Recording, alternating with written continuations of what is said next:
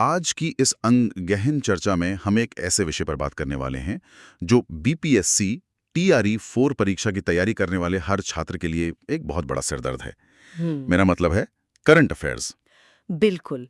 Current affairs हमेशा से एक ऐसा समंदर रहा है जिसमें गोते तो सब लगाते हैं पर मोती कुछ ही निकाल पाते। हाँ, और आज हमारे पास जो सोर्स है वो सीधे एक टॉपर की डेस्क से आया है।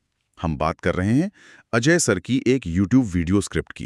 मैं बता दूं कि इनका चयन टीआरई 3 परीक्षा में जूनियर और टीजीटी यानी ट्रेंड ग्रेजुएट टीचर के पद पर हुआ है। और मैं यहाँ जोड़ना चाहूंगी कि इनका ये अनुभव बहुत जरूरी है, क्योंकि अगर हम करंट अफेयर्स के महत्व को सिर्फ आंकड़ों में देखें तो प्राइमरी टीचर्स यानी पीआरटी लेवल में 15 से 16 सवाल सीधे यहीं से आते हैं। जो कि मेरिट के हिसाब से एक बहुत बड़ा नंबर है। एकदम सही।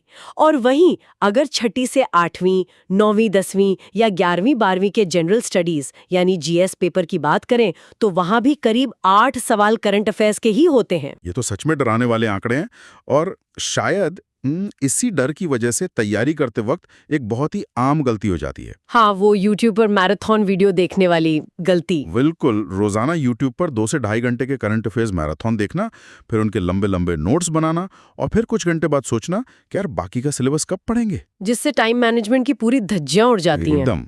तो मैंने सुना है कि अजय सर ने इस टाइम वेस्ट से बचने के लिए कोई बहुत ही कमाल की 3 स्टेप वाली रणनीति बताई है। हाँ। वो रणनीति असल में है क्या? देखिए, उनके तरीके का जो सबसे बड़ा आहा मोमेंट है वो यही है कि उन्होंने सही सोर्स को चुना। उन्होंने उत्कर्ष पब्लिकेशन की 60-65 पेज वाली मासिक पत्रिका का उदाहरण दिया। अच्छा। लेकिन कमाल की बात यह है कि उनका सुझाव पूरी किताब को शुरू से अंत तक रटने का बिल्कुल नहीं है। वो कहते हैं कि सिर्फ आखिरी के 7 या 8 पन्ने ही पढ़ने चाहिए। रुकिए, मतलब शुरुआत के 50-55 पन्ने बिना पढ़े ही एकदम छोड़ देने चाहिए। हाँ, पर किसी भी स्टूडेंट के लिए किताब के इतने सारे पन्ने छोड़ देना बहुत डरावना हो सकता है। दिमाग में वो फियर ऑफ मिसिंग आउट या कह लें फोमो तो आएगा ही कि कहीं कोई जरूरी सवाल उन शुरुआती पन्नों में छूट तो नहीं गया। ये डर आना बहुत स्वाभाविक है, लेकिन उन आखिरी पन्नों में महीने भर के 150 से 200 एग्जाम ओरिएंटेड बहुविकल्पीय प्रश्न यानी एमसीक्यूज का पूरा निचोड़ होता है। और यहीं पर स्मार्ट वर्क का दूसरा स्टेप आता है। अच्छा, वो दूसरा स्टेप क्या है? अजय सर ने एक बहुत ही बढ़िया फिल्टर का इस्तेमाल किया और वो है पिछले वर्षों के प्रश्न पत्र यानी पीवाईक्यूज का गहन विश्लेषण। जब बीपीएससी के पुराने पेपर्स देखे जाते हैं तो एक पैटर्न समझ आने लगता है। क्या आप इसे थोड़ा और आसान भाषा में समझा सकती हैं? ये फिल्टर असल में काम कैसे करता है? जरूर। मान लीजिए पुराने पेपर्स देखकर ये नोटिस किया गया कि बीपीएससी का फोकस बिहार की लोकल सरकारी योजनाओं पर बहुत ज्यादा रहता है। समझ गया। तो जब मैगजीन के उन 150-200 एमसीक्यूज को पढ़ा जा रहा होगा तो तुरंत पता चल जाएगा कि कौन से 40-50 सवाल एकदम गैर जरूरी हैं, जिन्हें सीधे छोड़ा जा सकता है। वाओ, मतलब पूरा फोकस सिर्फ उन 150 सबसे सटीक और महत्वपूर्ण सवालों पर आ जाता है। बिल्कुल। पहले तो पूरी किताब को 7 पन्नों में समेट दिया और फिर उन 7 पन्नों में से भी गैर जरूरी हिस्सा बाहर निकाल दिया। लेकिन एक सवाल और है, कई कैंडिडेट्स को लगेगा कि वो कुछ मिस कर रहे हैं, तो इसे रोजाना के रूटीन में कैसे सेट किया जाए?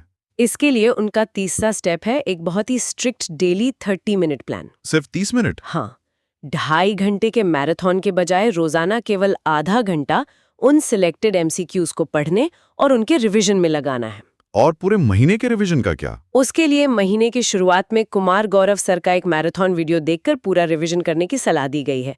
बस इसके अलावा और कुछ नहीं करना है। सुनने में तो ये बहुत ही हल्का और आसान लग रहा है, लेकिन असली सवाल ये है कि क्या ये सच में काम करता है? मतलब थ्योरी और प्रैक्टिकल में बहुत फर्क होता है। ये बिल्कुल काम करता है और ये कोई हवाई बात नहीं है।